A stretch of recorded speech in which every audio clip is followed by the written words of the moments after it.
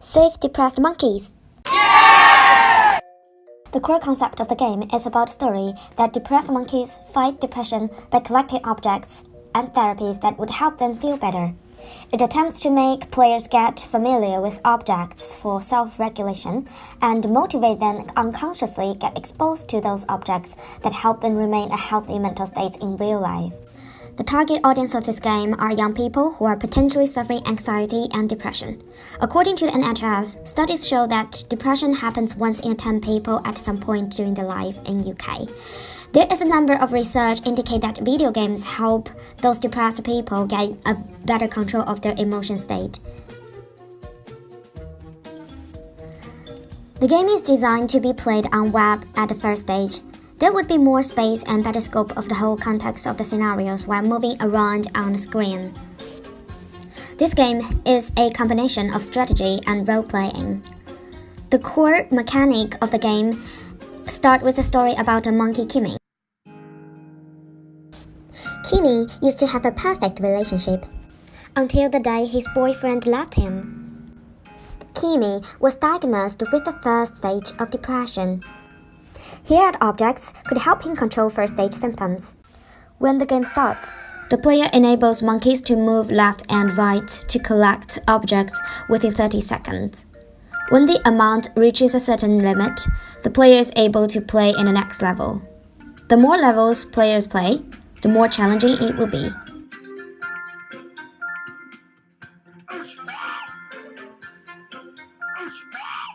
Players can choose two players mode to increase the challenge, which could be fun and make them feel they do not have to fight alone.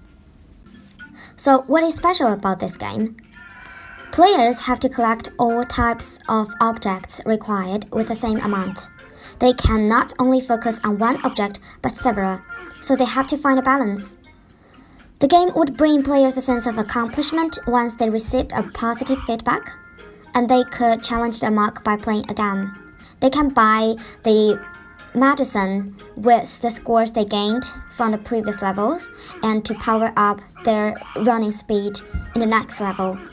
The performance would obviously be improved with practice. Ideation.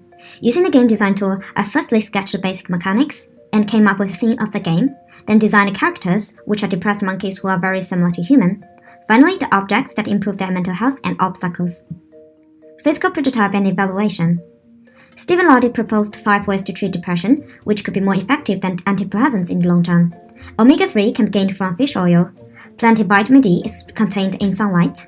Sports and regular sleep are separately represented by treadmill and pillow in the game. During the evaluation, players felt it's hard to feel the difference between the good items and bad items. This requires consistency between the visual styles of icons.